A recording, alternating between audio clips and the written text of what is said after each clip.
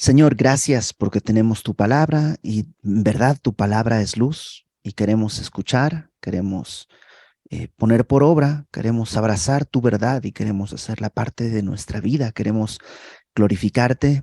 Ayúdanos y enséñanos en el nombre de Jesús. Amén. Algunos estructuran el libro de Isaías, capítulo 1 al 6, como una especie de introducción. Capítulo 6 es el llamado de Isaías, capítulo 7 al 12, como estas profecías que tienen que ver con el juicio sobre Israel, su naturaleza y la esperanza, ¿no? El capítulo 11 es un capítulo de gran esperanza porque habla de este vástago que retoñaría, ¿no? ¿Te acuerdas? El hijo de David, eh, y estas promesas de un reino restaurado. Hablábamos de cómo el cordero estará con el león, todo esto restaurado. Y el capítulo 12 cierra esa sección. El capítulo 13 va a abrir una nueva sección en que Dios va a hablar acerca de otras naciones, profecías acerca de Babilonia, de Egipto, etcétera, etcétera. Y el capítulo 12 eh, concluye esta sección de una manera maravillosa. Dice al final del capítulo 11 que, eh, que Dios va a reunir a su pueblo, ¿no? Versículo 15 dice, secará Jehová la lengua del mar de Egipto y levantará su mano con el poder de su espíritu sobre el río y lo herirá en sus 7 brazos y hará que pasen por él con sandalias. Ya habrá camino para el remanente de su pueblo y el que quedó de Asiria de la manera que lo hubo para Israel el día que subió de la tierra de Egipto. Entonces Dios va a restaurar todo. Y acuérdate que en la profecía siempre vemos un plano casi inmediato que tiene que ver con aspectos locales, y en este caso está hablando de la restauración de Israel después del cautiverio en Babilonia, pero también habla de un tiempo escatológico, al final de los tiempos, y hablábamos del milenio, cuando Dios restaure el mundo al punto en el que estaba antes y no habrá este temor que hay entre los hombres y las fieras, del que hablábamos también la semana pasada. Y también hay una perspectiva personal, que Dios quiere restaurar ese reino en nosotros. ¿Te acuerdas en Hechos capítulo 1? Le preguntan al Señor Jesús, ¿vas a instaurar el reino de Dios ahora en este tiempo? Y Él les dice, no les toca a ustedes saberlo, pero recibirán poder cuando venga sobre ustedes el Espíritu Santo. Es decir, digamos que tú no vas a entrar en el reino, pero el reino puede entrar en ti. Y tú puedes participar del reino dependiendo de la guía, la dirección y la llenura del Espíritu Santo. Bueno, ante esa esperanza viene el capítulo 12. Dice, en aquel día, ¿qué día? En el día en que todo está restaurado. En términos de Israel, cuando Dios restaure la gloria a la nación de Israel, en el milenio, cuando Jesús regrese y esté él mismo desde Jerusalén reinando y nosotros con él, en aquel día, pero para nosotros ese día es hoy. Los que hemos creído, aquel día es hoy, no importa qué día sea, ¿no? Puede ser hoy, lunes, hoy, miércoles, hoy, sábado, hoy, no importa, el día que sea, en aquel día es hoy, cuando su reino ya está instaurado en nosotros, que dice, dirás, cantaré a ti, oh Jehová, pues aunque te enojaste contra mí, tu indignación se apartó y me has consolado. En aquel día, hoy, dice, cantaré a ti. Hay un llamado a cantar, a la alabanza. ¿Por qué? Porque aunque te enojaste contra mí, claro, hubo un juicio. Yo era un pecador, yo era enemigo de Dios. Y aunque hubo eso, tu indignación se apartó. ¿Cómo se apartó? A través de la cruz. La cruz pagó el precio de mi pecado y por tanto, dice Pablo, el acta de decretos que nos era contraria fue, eh, fue clavada en la cruz. Entonces, esa indignación no es que Dios se le pasó, porque su indignación no es de cambio de humor. Su indignación por el pecado es justa y merece ser derramada, pero esa copa la bebió Cristo en la cruz. ¿Y qué nos quedó? Consuelo. Me has consolado. Este capítulo es maravilloso porque comienza así, diciendo, voy a cantar. Es un tiempo de alabanza porque aunque yo merecía el juicio no ha llegado y por el contrario ha traído consolación. Versículo 2. He aquí, Dios es salvación mía. Me aseguraré y no temeré, porque mi fortaleza y mi canción es, Jehová, quien ha sido salvación para mí. Y aquí describe a Dios de tres maneras, tres cosas. Dice, número uno, he aquí, Dios es salvación mía. Dios es mi salvación. No solo Dios es mi salvador, sino Él es mi salvación. Y esto solo tiene sentido cuando necesitas un salvador. Es decir, em, esto solo lo puede apreciar quien ha entendido que en su propio pecado necesita un salvador. Y Dios es mi salvación. ¿Contra qué? Pues contra todo. Él es mi salvador contra mi pecado, contra mi instinto carnal de ir al pecado, contra la condena del pecado. Él es mi salvación en mi matrimonio. Él es mi salvación en mi rol como papá, en mi rol como hijo. Él es mi salvación. Dice, de aquí, Dios es salvación mía. No dice Dios fue salvación mía. Porque esa es solo una, sí, es verdad. Es decir, el día que yo le entregué mi vida, Él fue mi salvación. Pero no solo fue, Él es salvación mía diariamente. Y por eso dice, me aseguraré y no temeré. Esta frase, me aseguraré, algunas versiones traducen como confiaré. Y este tema de la confianza, lo podemos ver, creo que podemos decir con certeza que hay dos aspectos. Uno que es un sentimiento. El sentirte confiado es un sentimiento, ¿no? Y lo vemos, ¿no? Cuando alguien se abraza y se siente confiado, creo que es válido. Y a veces nos sentimos así confiados, pero otras veces no es un sentimiento, sino una decisión. Voy a confiar. Y das el paso y caminas, en, no sé, te subes al avión. Es un acto de fe. Estás confiando en que quien firmó por la gasolina que tenía que estar entera, está entera. Estás confiando que quien hizo la revisión mecánica hizo la revisión mecánica. O sea, es un acto no es un sentimiento, es un acto de confianza. Y esto, es un acto de confianza.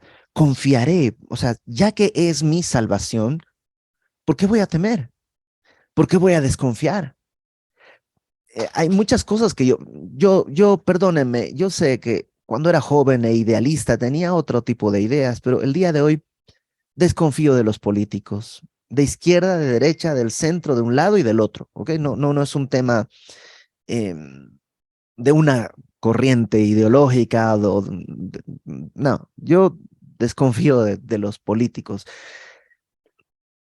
pero Dios nunca me ha fallado. Desconfío de los políticos porque no he encontrado uno que en verdad se mantenga sobre sus pasos y sobre sus dichos, pero Dios nunca ha fallado. Por eso Él es mi salvación y en Él voy a confiar y no voy a temer. La segunda cosa que dice es mi salvación, número uno. Número dos, porque mi fortaleza y mi canción es Jehová. Lo segundo es mi fortaleza. Mi fortaleza es mi refugio. No solo Él me da refugio, sino que Él es mi refugio. Yo no sé a dónde corres cuando estás en tiempos difíciles. Eso es tu refugio. A lo mejor corres a comprar. Me voy de shopping cuando me siento triste. Órale. Pero eso estás de acuerdo que solo es válido si tienes dinero. Porque si no tienes dinero, no tienes tarjetas, pues ese refugio no es para ti. Y en cambio, este refugio, Dios sí es para ti. Tengas dinero o no tengas dinero. Es el único refugio válido y verdadero en todo momento y en toda circunstancia. Y si Él ha sido tu salvación, y si Él es tu salvación, Él es tu fortaleza, Él es tu refugio. Y luego dice que es mi canción. Esto habla de gozo. Eh, La Lecherita era un disco que mi mamá me compró cuando a mí me mordió un perro con rabia, luego me mordió un gato con rabia y luego un mono con rabia. Eh, entonces tuve que ser vacunado contra la rabia. En aquella época eran 14 inyecciones en el vientre en distintas veces. Entonces, en una de esas, pues ya estaba un poco cansado. Yo estaba chiquitito, tendría, no sé, menos de 10 años o alrededor de 10 años. Y un poco cansado ya de eso, mi mamá me regaló un disco, uno de esos discos chiquititos, no CDs, okay, antes del CD, uno de estos discos que era un cuento, empezaba en el lado A y terminaba en la historia en el lado B, y la lecherita cantaba. Qué bello día, qué feliz soy. Por el camino cantando voy, pues llevo en el corazón tan bellos sueños, tanta ilusión.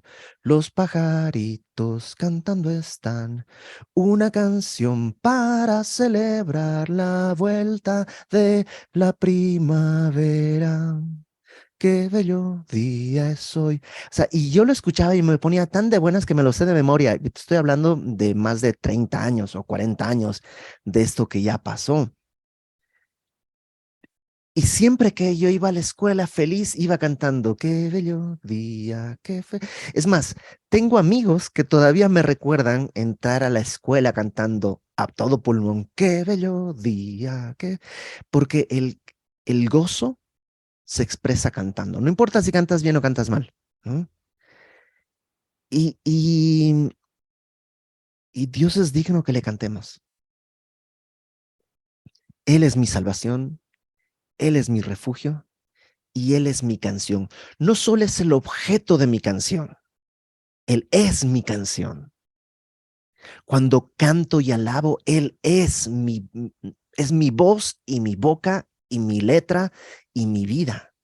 Él es mi canción. Dicen mi canción es Ja. Ja es una contracción de Jehová, ¿no? Ja, Jehová. Y repite, quien ha sido salvación para mí, ¿no? Es como un sándwich. Comienza diciendo, es mi salvación y termina diciendo, ha sido mi salvación. Esto, haber entendido esto, dice en el verso 3, sacaréis con gozo aguas de las fuentes de la salvación. La idea es esta saciedad, ¿no? Eh, tienes sed, puedes sacar con gozo aguas de las fuentes. Las fuentes habla de donde brota el agua. Y, y sí, uno vive insatisfecho hasta que viene al Señor. El Señor, en el pozo, en Juan capítulo 4, con la mujer samaritana, Jesús le dice, si tú bebes de esta agua, vas a volver a tener sed. Pero si bebes del agua que yo te daré, no tendrás sed, no tendrás sed jamás. Y me encanta esta idea de que las fuentes de salvación, porque puede haber muchas fuentes. Un solo, digamos que todas estas fuentes vienen de un solo caudal, que es Cristo, que solo de Cristo, pero hay muchas fuentes. Y a veces ves si tus hijos se portan bien y es una fuente, ¿no? De gozo, de la salvación. O ves a alguien que le ha entregado su vida a Cristo y es otra fuente. Y puedes ir y beber de las fuentes del agua de la salvación. Y otra fuente son versículos que te sabes. Y otra fuente es un estudio bíblico que escuchaste. Y otra fuente es recordar alguna promesa y una conversación. Y dice, recogerás con gozo, sacaréis con gozo agua de las fuentes de la salvación. Verso 4, y esto te va a llevar a otra cosa. Y diréis en aquel día, no solo has cantado, alabado, sino que ahora vas a decirle a otros, cantad a Jehová, aclamad su nombre, haced célebres en los pueblos sus obras, recordad que su nombre es engrandecido. Eso es evangelismo. El evangelismo no es decirle a la gente qué es lo que tiene que hacer y cómo tiene que servir y cómo tiene que hacer las cosas. Es más cercano a la tiranía de alguna manera. Estás como queriendo imponerle alguna visión del mundo. El evangelismo es poder contarle a los demás que Dios es digno de alabanza y poder decirle, alábale, cántale, aclama su nombre, haz célebres en los pueblos sus obras, cuenta cuántas cosas Dios ha hecho contigo. Recordad que su nombre es engrandecido. Su nombre es grande y engrandecido. Y entonces invita a otros, cantad salmos a Jehová porque ha hecho cosas magníficas. Si tú hicieras una lista de qué cosas magníficas ha hecho Dios contigo, te pasarías horas, porque empiezas por lo grande y evidente. Me ha tenido con vida, me ha dado una familia, me ha dado amigos, me ha dado iglesia, pero poco a poco te vas dando cuenta que hay su grandeza hasta en los detalles más chiquititos de tu vida. Y dice, se ha sabido esto por toda la tierra. Había un programa hace muchos años que tenía una sección que se llamaba Que todo México se entere. ¿Sí? ¿Se acuerdan? Con Andrea Legarreta, me parece que era. Que básicamente ponían en las puertas de Televisa un micrófono y la gente pasaba y decía que todo México se entere que aprobé la materia. Que todo México se entere que no sé qué. Y así pasaba la gente y daba una noticia para que todo México se entere. Bueno, esto es digno de que todo México se entere. Que Dios ha hecho cosas magníficas. Se ha sabido esto por toda la tierra. Regocíjate y canta, oh moradora de Sión, porque grande es en medio de ti el Santo de Israel. Y hay un llamado más, regocíjate y canta. Es como da gritos y canta. Yo creo que es bueno ser efusivo en la alabanza. Creo que es terrible fingir efusividad en la alabanza. ¿Ok? Es decir, de pronto aquel que, ¡wow! Pero nomás es porque todo el mundo está gritando, no tiene sentido. Pero cuando a veces en tu corazón hay algo que quiere explotar, creo que es válido ser efusivo en tu alabanza. Y dice, regocíjate y canta, oh moradora de Sión, es a los habitantes de Jerusalén, ¿no? Los que viven en este nuevo reino. ¿Por qué? Y aquí te da dos razones. Número uno, grande es, y la idea es, grande es el Santo de Israel. Dios es santo y es grande. Puedes confiar en Él, puedes vivir y servirle, pues Él es grande y santo. Y número dos, que es más maravilloso, está en medio de ti. Un día estará Él en medio de la ciudad, sí, y será maravilloso verle. Pero el día de hoy está en medio de ti, de manera muy literal, está en medio de ti. Cuando tú tienes angustias, Él lo sabe. Por eso dice, no está la palabra en mi boca que tú ya, pues ya la sabe, está en medio de ti. Y a veces pensamos que se aleja. Pensamos que no está atento. ¿Cómo no va a estar atento? Está en medio de ti. Sabe cuando algo te duele, sabe cuando algo te da gozo, sabe cuando estás pensando en algo, sabe cuando estás deseando algo, sabe cuando tienes temor, sabe cuando tienes angustia. Él está en medio de ti. Es tan cercano que la manera más sencilla de decirlo es, está en medio de ti. Ese es el reino al que Dios quiere invitarnos. Ese es el reino al que Dios quiere que que vivamos. ¿Y cómo lo hacemos? Dependiendo del Espíritu. ¿Mm? ¿Te acuerdas en el capítulo 11, versículo 2 dice, reposará sobre él el Espíritu de Jehová, Espíritu de sabiduría, de inteligencia, Espíritu de consejo, de poder, Espíritu de conocimiento y de temor de Jehová? Y eso estaba en Cristo. Bueno, eso quiere estar en nosotros. ¿Y cómo se hace? Una vez más, lo dijimos la semana pasada, se pide. Se pide con fe. Nada más.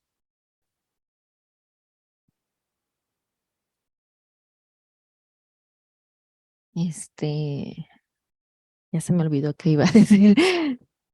Eh, que viendo este capítulo, me puse a pensar, ¿no? qué es lo que impide que estemos constantemente cantando, alabando. Y creo que es el estar, bueno, pueden ser varias razones, ¿no? Pero hay unas que podemos identificar y creo que una, y tal vez no quisiera decir que es la principal, pero es que no conocemos a Dios, ¿no? No tenemos una imagen correcta del Señor.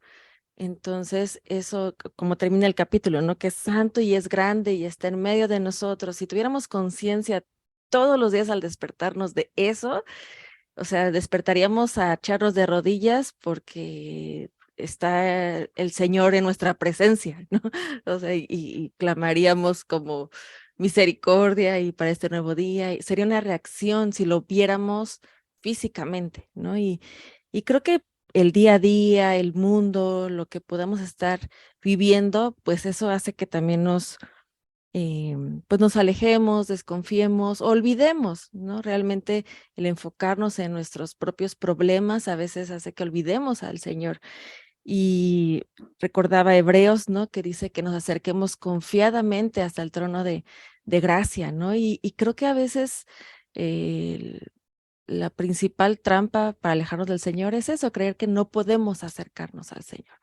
Y sea lo que estemos viviendo, si es por una consecuencia de nosotros, por el mundo mismo, saber que podemos acercarnos y saber que podemos confesar nuestros pecados y ser limpios y volver a regresar a este punto de gozo y de canto, ¿no? Que no depende de las circunstancias, sino de quién es el Señor, ¿no? Y esta parte de evangelismo, de demostrarles a todo el mundo, también es algo que podemos caer en equivocadamente, ¿no? A veces podemos decir que el Señor es aburrido, ¿no? He escuchado testimonios que dicen, no, yo no voy yo no voy a ser cristiano porque son bien aburridos, ¿no?